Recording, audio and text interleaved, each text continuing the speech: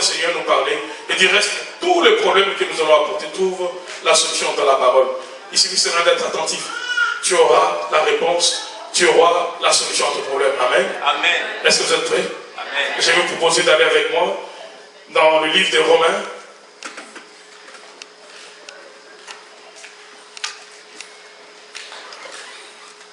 Romains 11.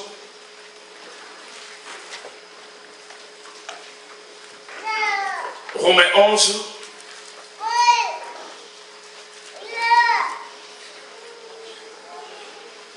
Le 16e verset.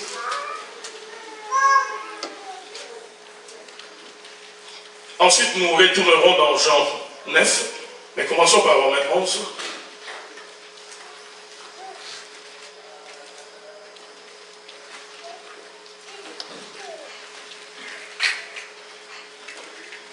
Romains 11, le 16e verset.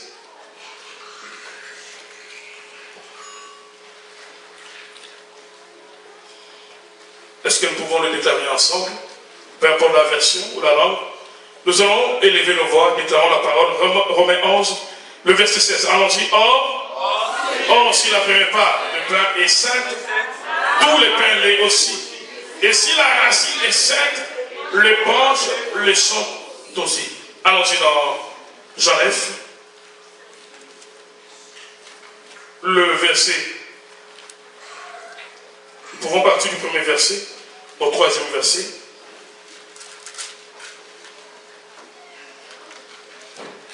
Jean 9.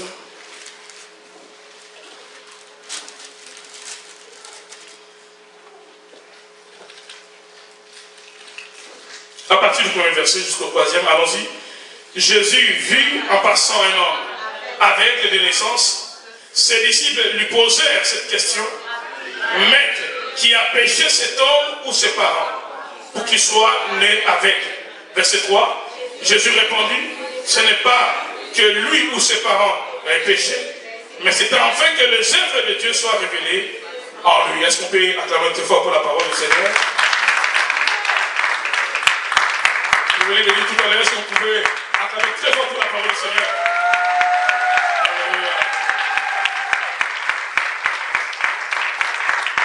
Le pouvoir de la racine et de l'arrière-plan familial. Nous allons essayer de poser les fondements sur cet enseignement afin que nous puissions saisir la pensée du Seigneur. Et vous comprenez que le sujet est très complexe. Ça prend ton attention, ça prend que tu comprennes. On ne va pas seulement céder à l'émotion qui nous prend lorsqu'on commence à prier. Mais nous devons plutôt assimiler la parole. Parce que lorsque la parole est bien comprise, les résultats de la parole viendront s'enforcer. Lorsqu'on a bien compris ce que la parole nous dit, ce que Dieu nous veut, au travers de sa parole, la délivrance, la guérison, toutes ces choses viendront facilement. Et le moment que le diable combat le plus, c'est lorsque la parole est prêchée. Voilà pourquoi je m'aimerais attirer notre attention. Alors, dans un premier temps, nous allons essayer de comprendre, de saisir les thèmes. Nous allons essayer de voir peut-être 2 points ce soir, avant que nous puissions nous mettre à nouveau dans la prière. Commençons par définir le mot-clé de notre grand thème, le pouvoir de la racine et de l'arrière-plan familial. Le mot pouvoir a l'idée ou a la pensée, d'après sa définition, pouvoir ici veut dire autorité, ça veut aussi dire détenir une certaine influence. Alléluia. Pouvoir veut dire autorité. Pouvoir implique la capacité d'influencer. Un autre mot qui est important à comprendre dans notre grand thème, c'est le mot racine. Et en botanique, on nous dit ceci, que la racine, c'est l'organe des végétaux qui les fixe au sol et à partir duquel ils puisent les éléments nécessaires à leur nutrition. Donc c'est cet organe, c'est cet élément de la plante ou de l'arbre qui fixe la plante au sol. Ça permet à l'arbre, ça permet à la plante de tenir Sans la racine, l'arbre ou la plante ne peut pas tenir. Non seulement que la racine a pour rôle d'établir l'équilibre, de maintenir la plante ou l'arbre, mais la racine a aussi pour mission de puiser la sève dans le sol, ce qui est la nourriture de la plante ou de l'arbre, de le distribuer dans toutes les branches et dans les autres parties de la plante. Donc la racine, c'est cette partie des végétaux qui les fixe au sol et à partir duquel ils puisent les éléments nécessaires à la nutrition. Mais au sens figuré, la racine, elle est définie comme ceci.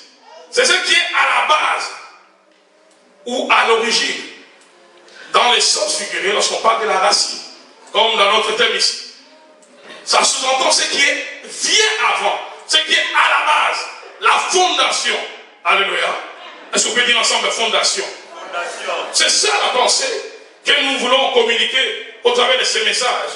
Dans le sens figuré, racine veut dire ce qui est à la base, la fondation, ce qui est à l'origine de quelque chose. Et un autre mot important que j'ai trouvé intéressant d'expliquer, c'est ces deux mots, l'arrière-plan. Ça veut dire quoi? C'est une expression qu'on utilise dans l'art. Lorsqu'on parle de l'arrière-plan, j'aurais bien voulu, lorsque je préparais le message, je me disais j'allais prendre un tableau avec un arrière-plan et j'allais demander qu'on puisse le projeter, mais je n'ai pas pu le faire avec l'ordinateur. Vous voyez, c'est pas fait pour tout le monde. Hein. Il y a des gens qui maîtrisent bien l'internet, l'ordinateur. Il y en a comme moi qui vont, on voit l'information, on écrit ce qu'on peut écrire, puis on se limite là. Alléluia. Amen. Ça m'a pris du temps, mais je n'ai pas pu. Mais avec mon explication, je pense qu'on va comprendre. L'arrière-plan, c'est quoi? Dans l'art, on nous dit que c'est le plan le plus éloigné dans une perspective. S'il y a un tableau qui est souvent populaire, lorsque je parle des tableaux, j'ai cette image à moi, où il y a peut-être, il y a une rivière, il y a une pirogue, et il y a quelqu'un à l'intérieur, et vous voyez plus loin, il y a un soleil. Quand je parle comme ça, beaucoup de gens se représentent dans la tête, n'est-ce pas? Et le soleil est derrière, très loin. Et c'est ça ce qu'on appelle l'arrière-plan. C'est le plan qui vient pas en avant. Le plan qui vient en avant, comme je parle des pirogues et des pêcheurs, c'est le pêcheur et les pirogues. Et dans le tableau, vous allez voir derrière l'image qui frappe aux yeux, il y a peut-être des dessins de paysages que l'artiste va faire. C'est ce qui constitue, n'est-ce pas, l'arrière-plan. Amen. Hein? Je me suis bien débrouillé, n'est-ce pas? Amen. Donc l'arrière-plan, dans l'art, c'est le plan le plus éloigné dans une perspective. Mais qu'est-ce que je voudrais dire ce soir? Tout d'abord, je voudrais dire que la racine ou l'arrière-plan familial ne représente pas forcément quelque chose de négatif. Est-ce qu'on peut dire amen et dire avec moi? Amen. Souvent, beaucoup de gens qui ont lu ce terme, lorsqu'on parlait de l'arrière-plan ou de la racine, ils se sont représentés automatiquement quelque chose de négatif. Je vais changer, peut-être par ignorance, on a cru cela. Mais je vais vous dire que lorsqu'on parle de la racine familiale ou de l'arrière-plan, cela n'implique pas automatiquement une influence négative. Alléluia.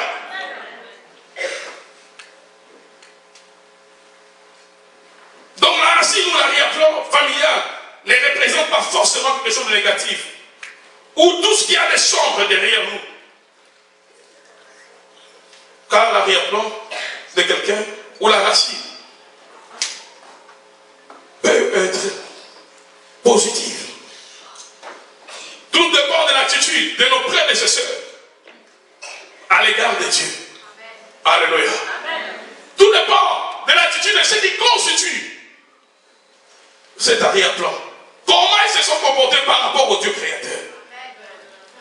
Comment ils ont vécu par rapport à notre Seigneur? Et je me dis que car ceux qui ont marché avec Dieu dans l'histoire de la Bible, si nous pouvons prendre l'exemple des patriarches, il y en avait qui avaient de bonnes racines et d'autres non. Alléluia. Les dimanches, si Dieu fait grâce ou bien demain samedi, nous verrons que Abraham, par exemple, avait un arrière-plan sombre. Dieu l'a tiré au milieu d'un peuple idolâtre, occulte. Abraham, son père Térat, ne connaissait pas Yahweh. Il ne connaissait pas le Dieu qui a appelé Abraham dans Genèse 12. Le père de Térat et le peuple duquel Abraham a été tiré ne connaissait pas le Seigneur. L'arrière-plan d'Abraham était sombre. Alléluia. Mais Abraham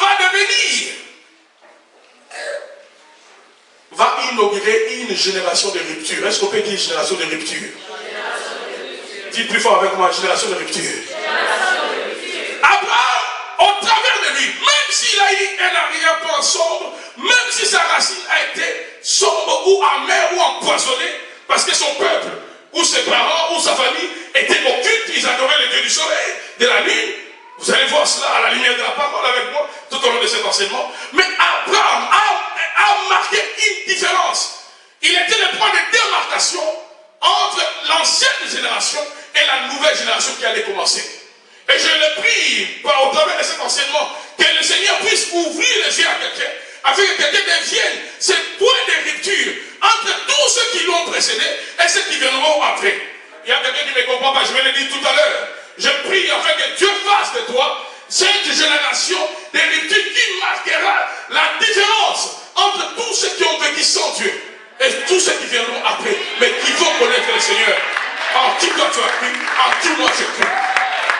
Alléluia. Abraham a marqué la rupture. Ses parents étaient idolâtres. L'arrière-plan sombre. Mais lui, il a commencé avec Dieu. Alléluia. Et au travers d'Abraham, ses enfants, Isaac, ou les enfants de ses enfants, Jacob et les autres, n'ont plus adoré le Dieu du soleil.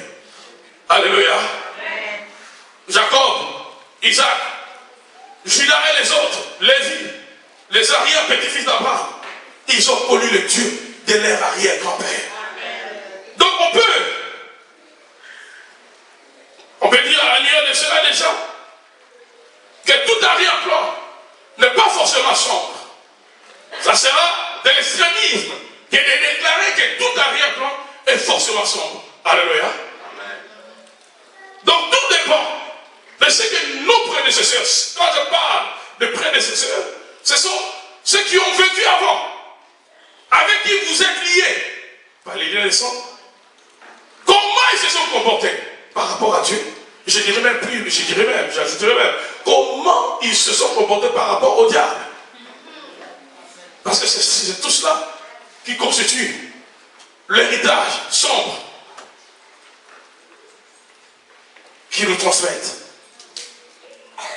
Alléluia.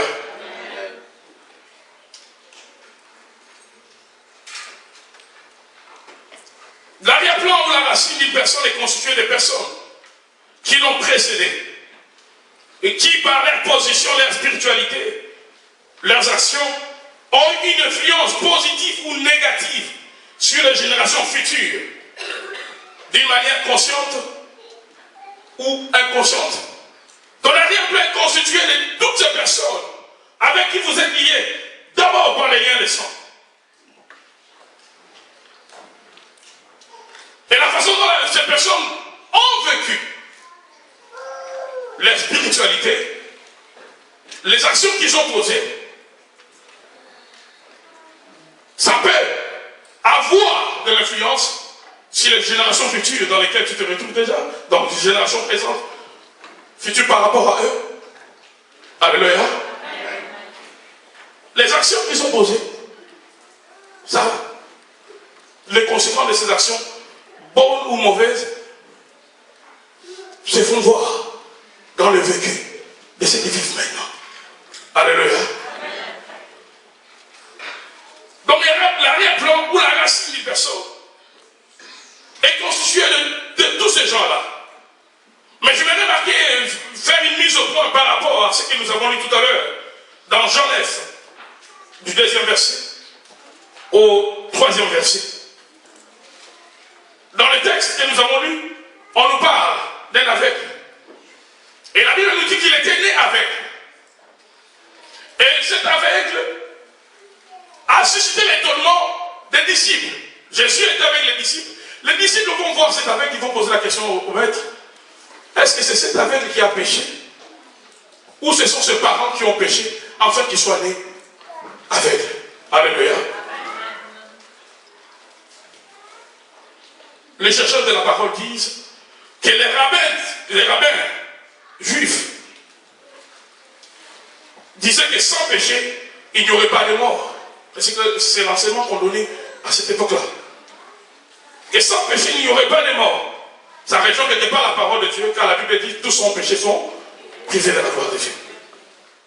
Les rabbins juifs, ils enseignaient déjà à l'époque de Christ que sans faute, pas de souffrance. Donc, lorsqu'il y avait la manifestation d'une souffrance quelque part, on reliait la souffrance à une erreur, à une faute qu'un homme, qu'une femme commettait. Est-ce que vous êtes avec moi? Ils avaient même lié, d'après les encyclopédies théologiques, qui disent que les rabbins avaient même lié chaque maladie à un péché. Donc, lorsqu'on voyait une maladie apparaître dans la vie de quelqu'un, les rabbins se disaient telle maladie, ça doit être parce que la personne a volé. Donc au voleur ou au vol correspondait une maladie précise. Au mensonge correspondait une autre maladie. Ils avaient relié dans leurs enseignements le maladie au péché. Ils prétendaient même dans leurs enseignements toujours que le péché des parents a été reporté sur les enfants. Ils sont allés plus loin, ça m'a étonné, ils disaient, d'après les croyances, qu'une femme enceinte qui participe à un culte païen, son fœtus est considéré comme ayant participé au rite païen, donc automatiquement, même le fœtus aussi a péché. Ça, c'est une croyance de rabbin. Voilà pourquoi ça explique en partie l'opinion des disciples. Parce que la Bible nous dit, remarquez, avec moi, soyez avec moi, que cet aveugle était né aveugle. N'est-ce pas? Mais comment pouvait-il penser, comment les disciples pouvaient penser que l'aveugle ait péché? Parce qu'il est né aveugle. Quand est-ce qu'il a péché? Dans le ventre de sa mère? Est-ce que vous êtes avec moi? Amen. Donc, d'après déjà les enseignements de l'époque, une femme qui allait faire ce qui est mal, mais qui était enceinte, le mal que la femme faisait impliquait aussi le fœtus, impliquait aussi l'enfant qui s'est formé dans le ventre de sa mère. Cela explique l'opinion des disciples. Lorsqu'ils ont questionné les maîtres, ils ont questionné Jésus par rapport à l'origine du malheur de l'aveugle. Est-ce que c'est parce qu'il a péché? Parce que pour eux, le fœtus, l'enfant qui est porté par une femme, j'insiste, était impliqué dans le mal que sa mère faisait. Alléluia. Notons que la question concernant l'imputation du péché fera l'objet de notre partage demain ou après-demain. Mais nous disons ceci, nous ne devons pas confondre le malheur qui a pour origine le péché, la malédiction ancestrale ou le preuve voulu par Dieu. Alléluia. Nous ne devons pas tomber dans la confusion. Quand il y a un malheur, n'imputons pas cela directement au péché. Quand il y a un malheur, ne disons pas directement c'est à cause des ancêtres. Quand il y a un malheur, ne disons pas non plus sans être certain que c'est Dieu qui est en train de mettre à l'épreuve sa fille ou son fils. Ces trois possibilités peuvent justifier la présence d'un malheur.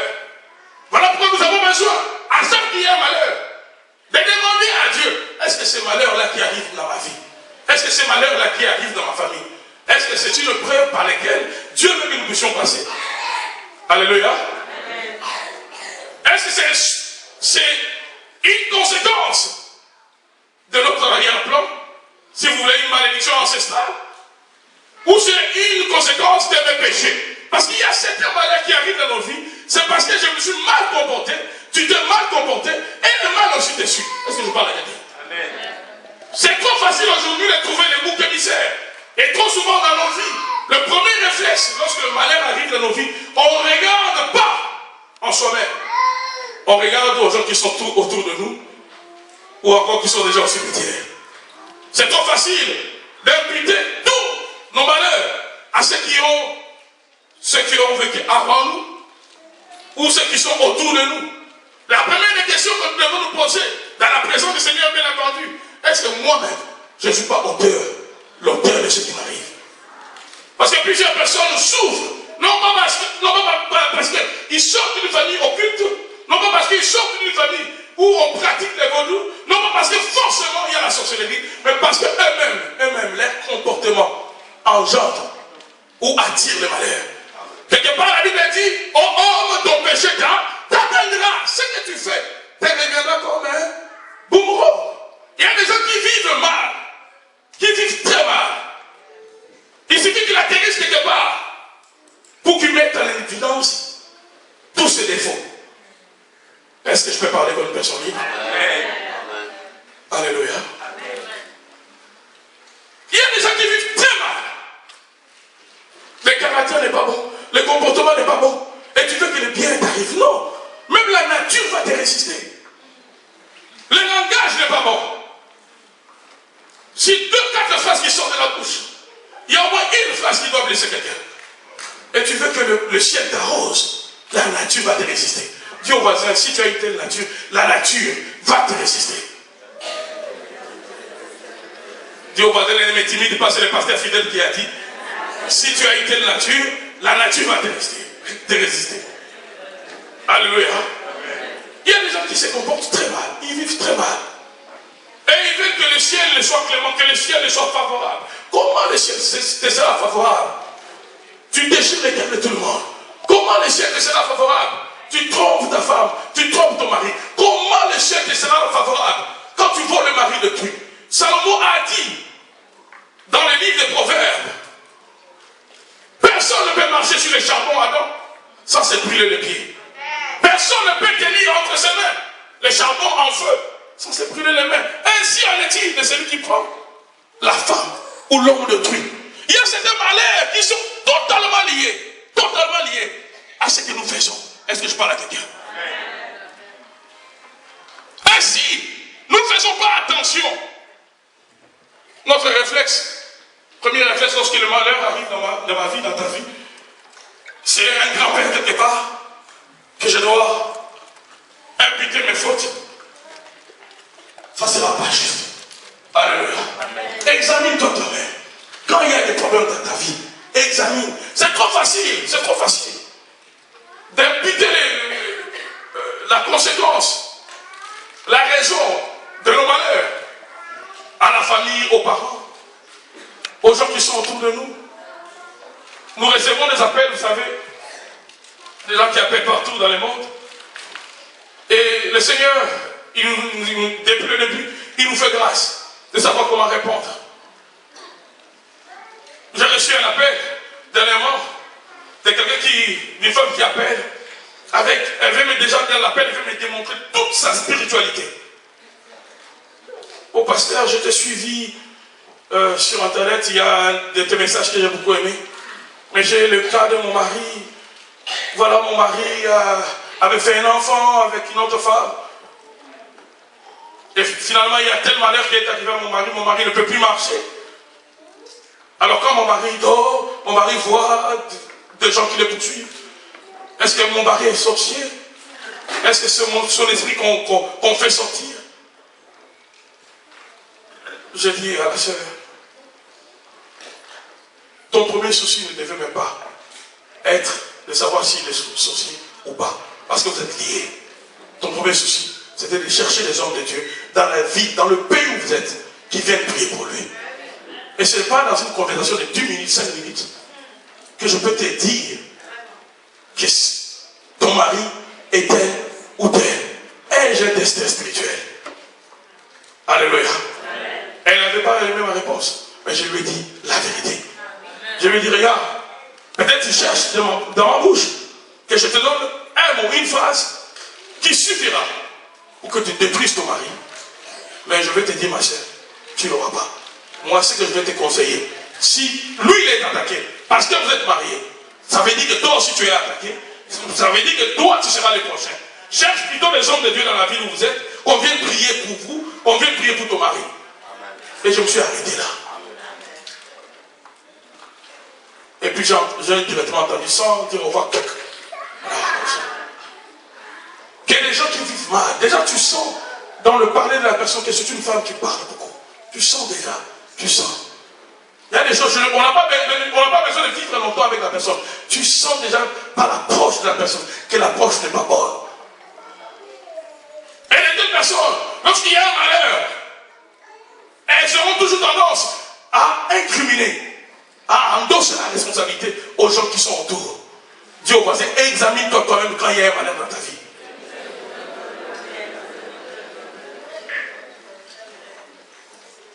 Alléluia. Donc tout malheur n'a pas pour origine forcément la malédiction.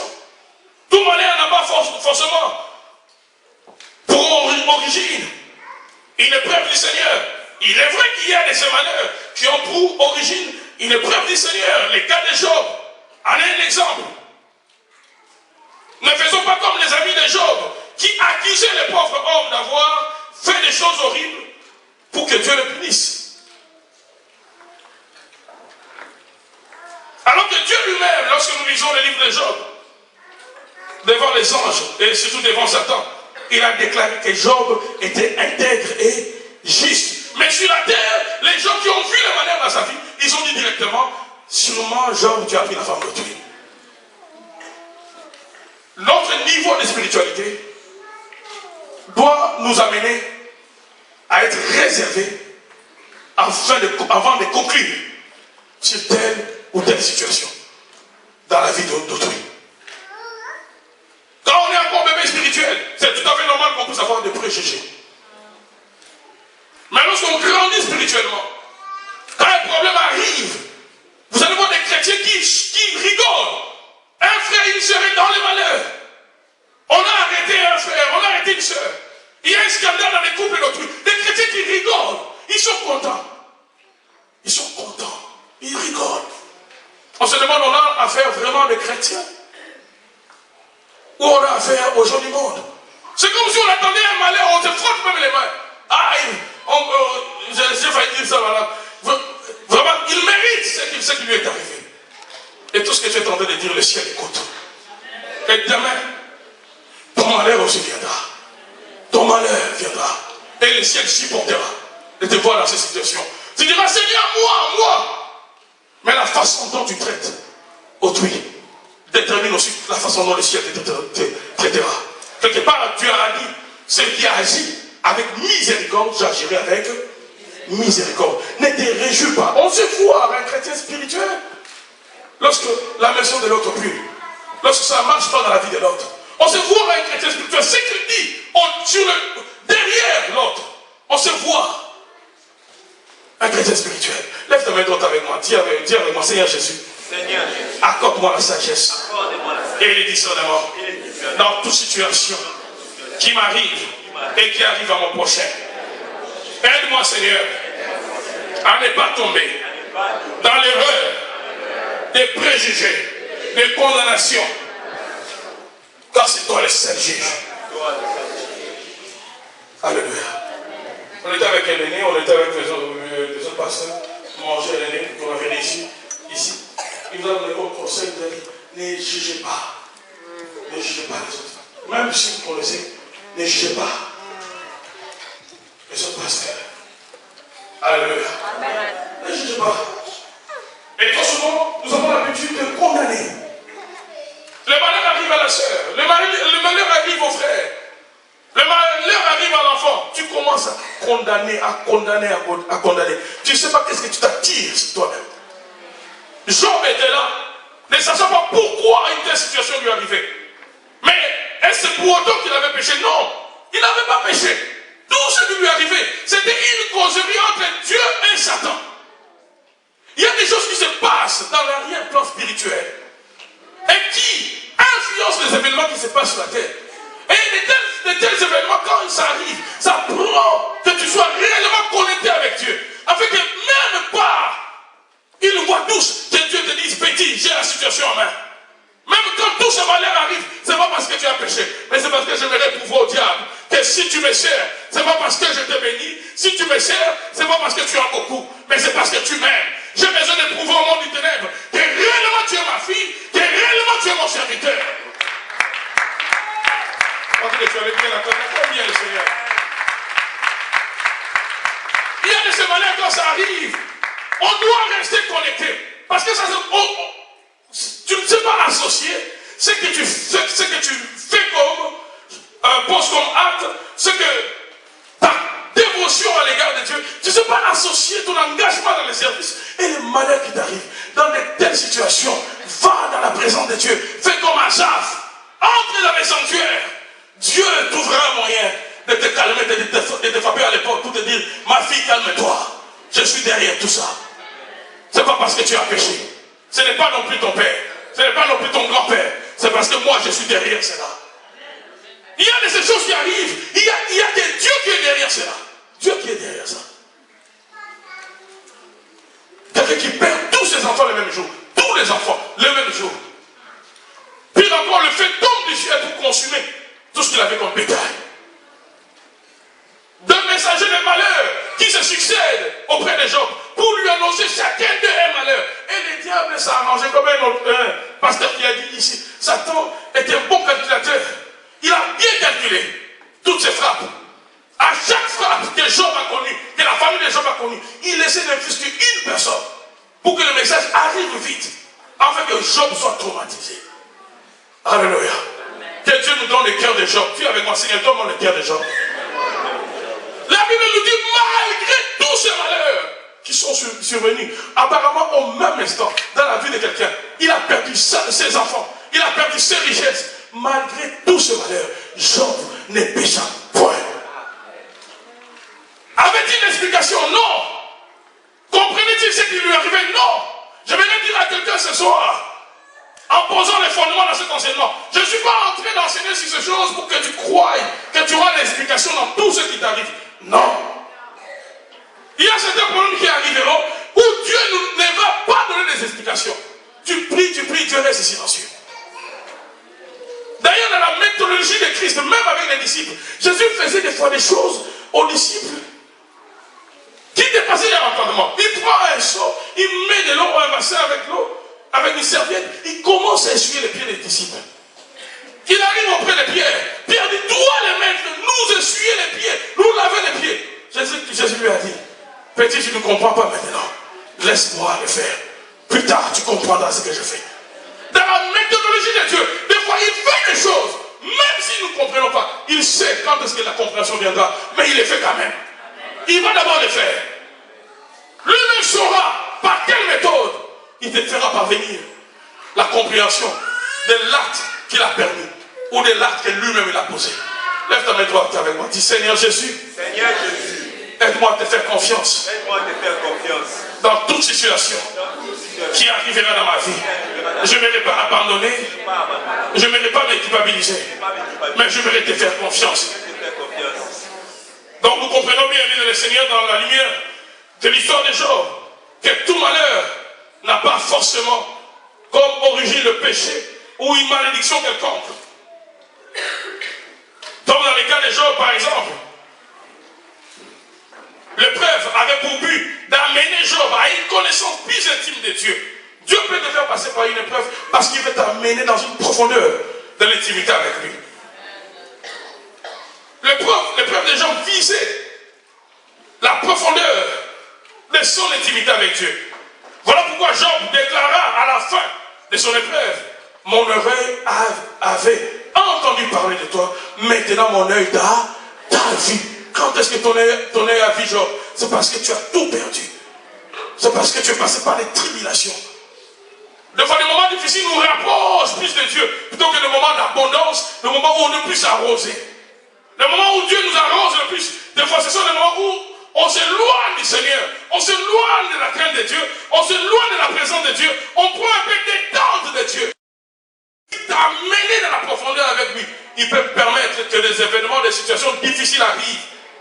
Et tu vas sentir combien il est bon. Tu vas sentir quand tout le monde ne te comprend pas. Et que il n'y a qu'une seule personne qui peut te comprendre, qui est au ciel. Tu vas comprendre la bonté de Dieu. L'épreuve des Job visait cela. Visait l'intimité avec Dieu. Nous ne devons pas tout imputer au péché ni à la malédiction.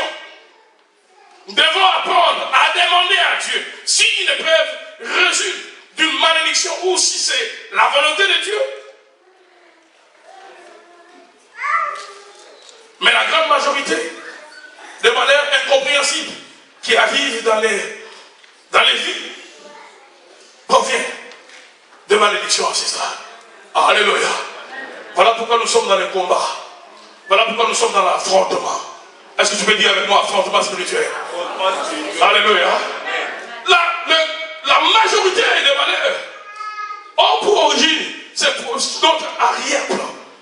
Et vous allez voir tout au long de cet enseignement avec moi, que le diable n'a plus raison de te maintenir dans une position d'humiliation.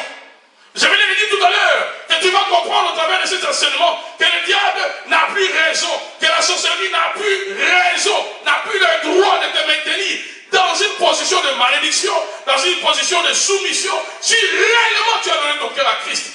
Voilà pourquoi nous allons l'affronter, si tu peux dire avec moi affrontement. Deuxième point que nous allons voir après l'introduction, c'est la puissance de la bénédiction qui passe d'une génération à l'autre. Est-ce qu'on peut dire la puissance de la bénédiction? Si on peut balancer Exode 20, 4 à 6. La puissance de la bénédiction qui passe d'une génération à l'autre. Nous avons dit que l'arrière-plan peut être positive ou négative. Essayons de voir maintenant l'arrière-plan qui est positive, qui est constitué des gens qui ont connu le Seigneur.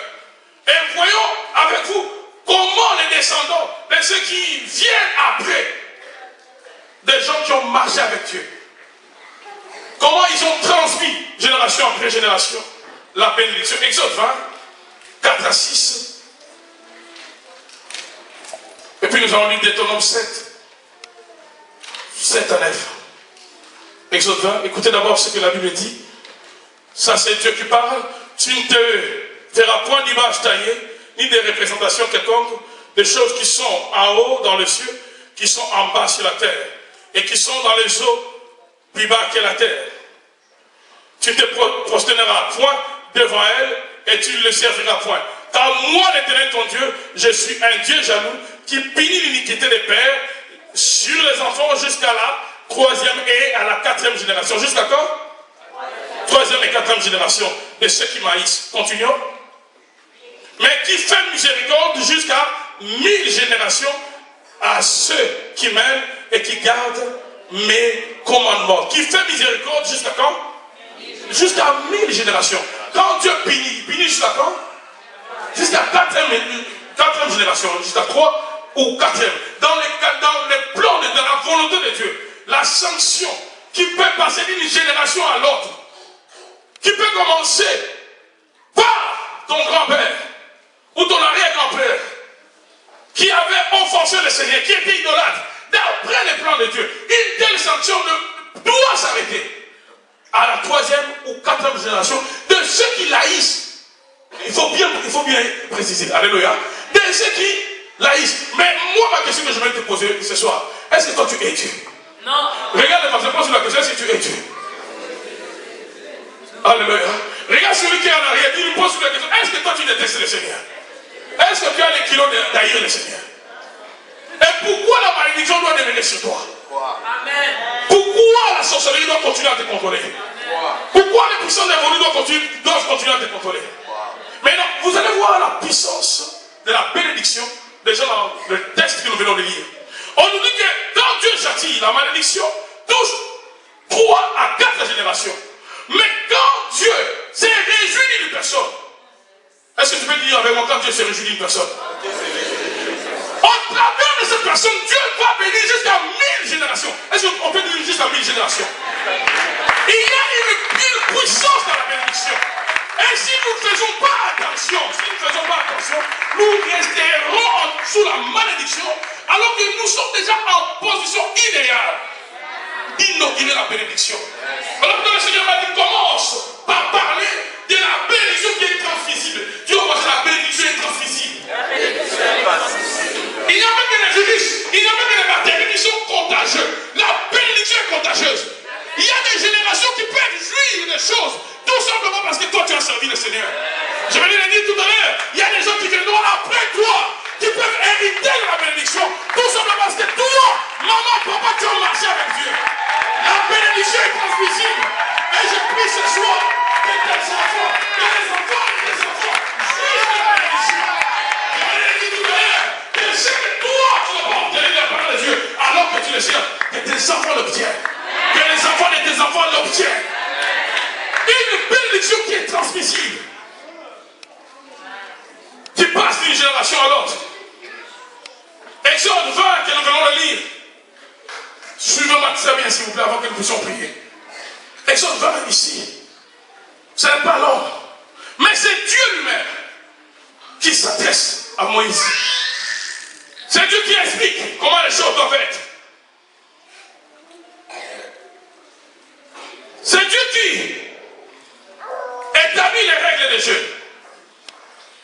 Quelqu'un d'autre a commis l'idolâtrie. Une seule personne, jusqu'à 3 ou 4 générations de sa descendance frappée. Quelqu'un, une seule personne qui craint Dieu, qui le sert jusqu'à 1000 générations. Ils bénéficieront de la faveur de Dieu. C'est Dieu qui a établi les règles des jeux. Et vous allez comprendre que les diables ne profitent que de notre ignorance. Satan ne profite que de ton ignorance. Voilà pourquoi quelque part la Bible dit que mon peuple périt faute de quoi? Faute de connaissance. Nous nous laissons dominer par les diables. Nous nous laissons dominer par les sorciers. Nous nous laissons dominer par les mondes des ténèbres. Tout simplement parce que nous restons dans l'ignorance de ce que Dieu a déjà établi comme règle de jeu. Dieu a déjà établi la règle des jeux. Alléluia. Deutéronome 7 à 9. Suivez-moi très bien. Écoutez ce que Dieu dit ici. Deutéronome 7 à 9. Je vais lire Deutéronome. Alléluia. Deutéronome 7.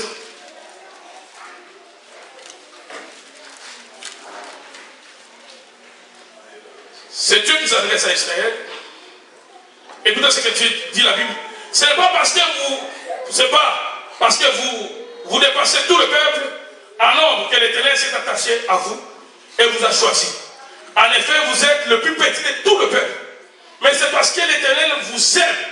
Parce qu'il a voulu tenir les serments qu'il a fait à qui? À mon père. À vos ancêtres ou à vos pères. Qui vous a fait sortir par sa main puissante et vous a délivré de la maison d'esclavage, de la maison du pharaon, roi d'Égypte. Là, c'est Dieu qui rappelle aux enfants d'Israël. Dieu les rappelle. Pourquoi ils sont puissants? Dieu lui dit, vous n'êtes pas puissants parce que vous êtes les plus nombreux. Vous n'êtes pas puissants parce que vous êtes un peuple fort. Si vous êtes puissants, si vous êtes bénis, c'est tout simplement parce que je connaissais vos pères. J'étais en relation avec vos pères. Vos pères me servaient. Vos pères me craignaient à cause de cette alliance que j'avais avec vos pères. Voilà pourquoi vous êtes distingués. Une bénédiction transmissible. Le Père a connu le Seigneur. Et les enfants deviennent un peuple puissant. Amen. Il y a une bénédiction que le Seigneur voudrait que tu inaugures. Peut-être dans ta famille, tu es de la première génération de ceux qui servent réellement Dieu. Tous ceux qui t'ont précédé, c'était soit l'occultisme, la sorcellerie, le vaudou. Et maintenant, toi, tu viens. Et c'est même une raison pour laquelle tu es combattu. Alléluia. Dieu voisin, suis bien les pasteurs. C'est une des raisons pour lesquelles on est trop combattu. Tu sors d'une famille où personne n'a servi Yahweh. Où personne n'a cru à la parole de Dieu. Tu es la première personne qui veut se démarquer.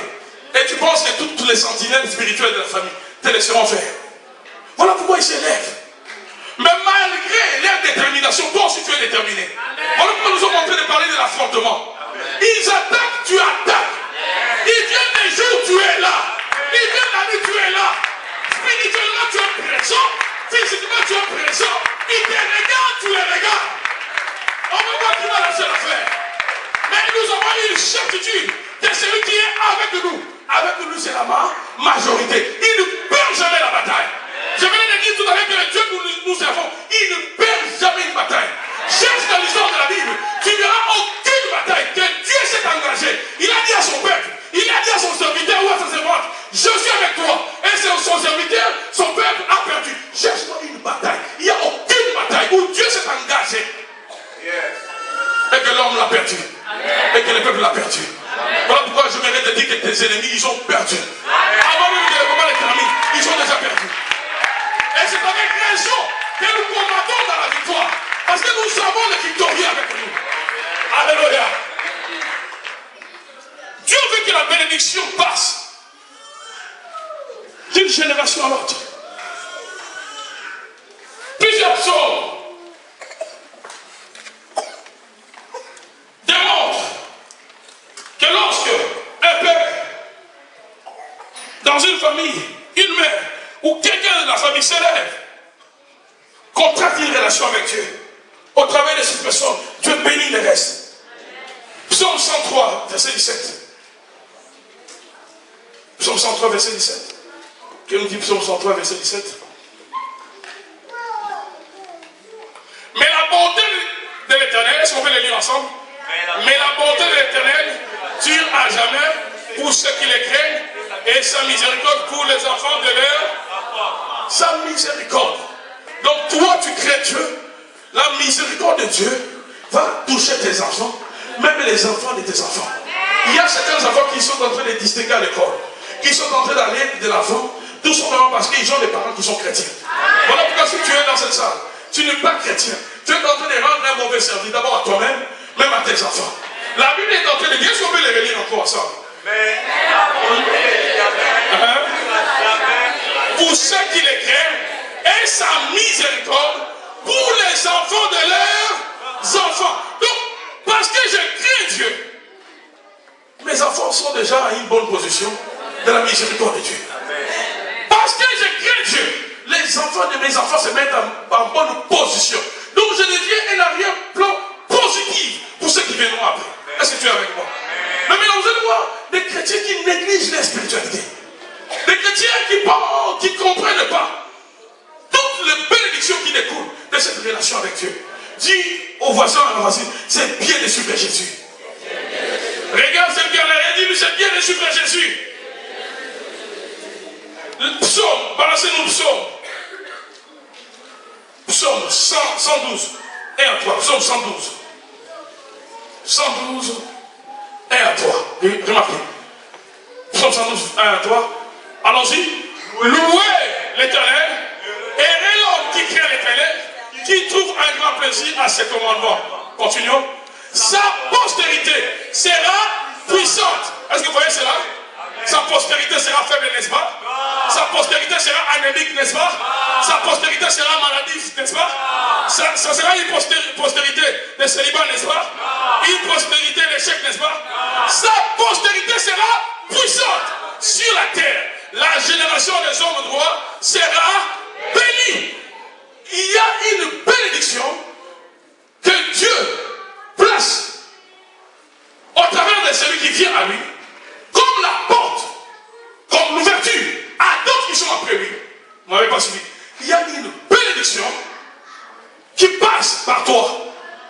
Toi qui viens au Seigneur, tu as répondu à l'appel du Seigneur. Toi tu n'es que la porte. Dieu va dire, toi tu n'es que la porte. Parce que quand Dieu appelle une personne, Dieu ne vise pas que la personne. Quand Dieu est dans la poche de Dieu, dans la vision divine, quand Dieu appelle, tellement que Dieu en a trop, quand Dieu appelle une personne, sa bénédiction ne suffit pas pour une personne. Voilà pourquoi quand il appelle une personne, au travers de cette personne, Dieu vise toute la génération, Dieu vise la génération de ceux qui viendront, Dieu vise même ceux qui n'ont pas encore compris qu'ils viendront, Dieu les vise tous. Dieu les vise tous. Alléluia. Donc, toi tu n'as été que la raison que Dieu a trouvé pour justifier sa bonne action qu'il veut faire, qu'il veut accomplir dans ta descendance, dans ta famille, dans les enfants et tes enfants. Tu n'as été qu'une raison, alléluia, que Dieu a trouvé. reste peu, on va prier. Cette bénédiction est transmissible. Car c'est la volonté de Dieu de toucher plusieurs en passant par une personne. Est-ce que vous êtes avec moi? Est-ce qu'on peut le dire avec moi? C'est la volonté de Dieu de bénir plusieurs en passant par une personne. Acte 16, 31. C'est un verset que vous connaissez tous. Si tu crois, tu seras sauvé toi seul, n'est-ce pas? C'est ce que la Bible dit, n'est-ce pas? Si tu crois, tu seras sauvé toi seul, n'est-ce pas? Si tu crois, tu seras sauvé comment? Est-ce qu'on a dit, toi et ta famille aussi doit croire? On parle de ta foi. Tu parles de ta foi pour sauver ta famille. Il y a une puissance dans la bénédiction que nous ignorons. Voilà pourquoi Dieu veut que tu sois cette génération de rupture qui va couper avec un ciseau spirituel toutes les générations qui ont précédé dans la sorcellerie, dans la malédiction. Dieu veut que toi tu inaugures une nouvelle génération à partir de toi. Que ceux qui sortent de toi soient bénis. Ceux qui sortiront des enfants de tes enfants soient également bénis. En descendant que la bénédiction continue à affecter ceux qui viendront après. Parce que Dieu a mis une puissance dans la bénédiction. Vous allez comprendre que le diable, tout ce que le diable a fait, il n'a fait qu'imiter. Il n'a fait qu'imiter. Sa malédiction, Dieu a autorisé cela jusqu'à 3 à 4 générations pour ceux qui haïssent. Là encore, il y a à comprendre. La Bible ne dit pas pour tous ceux qui descendent. Non, non. Pour ceux qui haïssent. Ça veut dire que je peux être de la 3e génération, mais je vais me réconcilier avec Dieu. La malédiction n'a plus sa raison d'être. Mais vous allez comprendre que c'est un voleur. Quand la Bible l'appelle voleur, il ne respecte pas les règles des jeux. Voilà pourquoi nous allons l'affronter. Parce que c'est pour la liberté réellement que Christ nous a affranchis. Je venais de dire tout à l'heure que c'est pour la liberté que Christ nous a affranchis. J'insiste et je dis encore, c'est pour que tu sois libre, que Christ est entré dans ton cœur. C'est pas pour que tu continues à pleurer chaque nuit. C'est pas pour que toute ta vie, ça soit que de pleurs, que la peur. Finis avec la peur. Dis au voisin, finis avec la peur. Je suis béni. Et les fruits de mes entrailles sont bénis. Au nom de Jésus. Tous ces textes démontrent, que cette bénédiction est transmissible. Car c'est la volonté de Dieu de toucher plusieurs en passant par une personne. Deuxièmement, tous ces textes démontrent aussi la responsabilité qu'a ceux qui viennent avant, comme père ou parent. Les textes que nous venons de lire, vous allez voir, ça démontre que tu as une responsabilité. Combien de parents sont inconscients de cette responsabilité? Si tu as un parent ou un futur parent près de toi, dis-lui, tu as une grande responsabilité. Dis-lui, on a peur. Dis-lui, tu as une grande responsabilité. Même si c'est ta femme, je te marie, dis, tu as une grande responsabilité.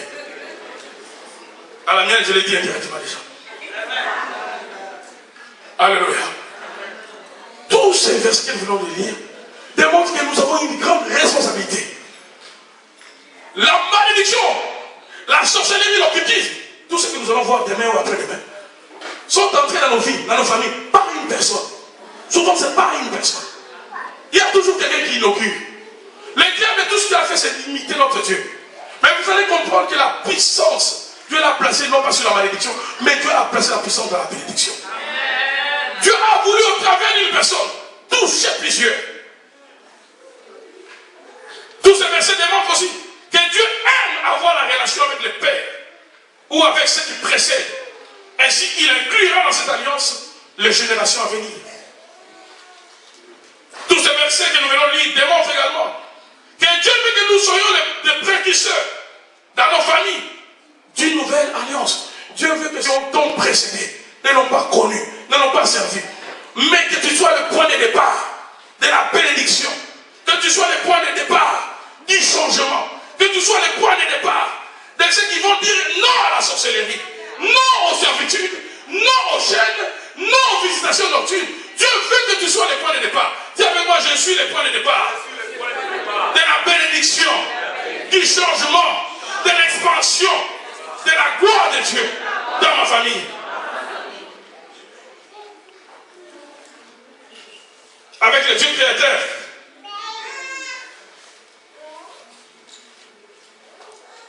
Avec le Dieu créateur, cette nouvelle relation que nous commençons, pour ceux qui sont les premiers dans leur famille à connaître le Seigneur, cette relation va marquer la rupture avec toutes les pratiques de nos prédécesseurs qui ont servi le diable et non l'Éternel. Alléluia. Cette relation avec Dieu, ta relation là, tu vois, beaucoup de gens vont comprendre au travers de cet enseignement. Pourquoi même ceux qui sont morts, quand tu commences à revenir dans tes rêves, pourquoi certains qui sont partis, que tu ne connais même pas les visages, ont commencé à te combattre avant même que tu ne prennes conscience de ton existence. Parce qu'ils savaient que toi, que moi, Dieu nous a choisis afin de mettre un point final. Amen. Même les films les plus longs auront une fin. Amen. Alléluia. Amen. Ceux qui vont au cinéma comme moi connaissent quand même, il y a des films qui sont très longs. Alléluia. Oh, on ne dit pas Amen. Amen. La toute première fois que j'ai regardé le film ici, Seigneur des Anneaux, quand c'est sorti, c'était très long. Je me rappelle que j'étais avec un ami. À l'époque, nos femmes n'étaient pas encore venues. Quand la première série est sortie au cinéma, on était avec le pasteur Ezekiel. J'ai suivi le film et les voisins ont dormi totalement. À la fin, tout ce qu'il m'a demandé, est-ce que c'était bien? J'ai dit oui. Il dit bon, c'est le plus important dans la maison. Le film était long, mais le film a quand même fini. Quelle est cette malédiction qui ne peut pas finir? Quelle est cette sorcellerie qui ne doit pas finir? Quel est cet occultisme qui ne doit pas finir? Quel est ce prix-là que tu dois continuer à payer jusqu'à maintenant? Quel est ce prix-là? Mettez-nous debout. Puis ça doit finir. Ça doit s'arrêter. Quelle est cette maladie? Quel est ce combat? Quel est ce combat? Que Dieu ne peut pas finir. Dans tout le combat où le Seigneur s'est engagé, il a toujours lui-même marqué les points finaux. Et pendant ces 3 jours, Dieu va marquer les points finaux dans ton combat.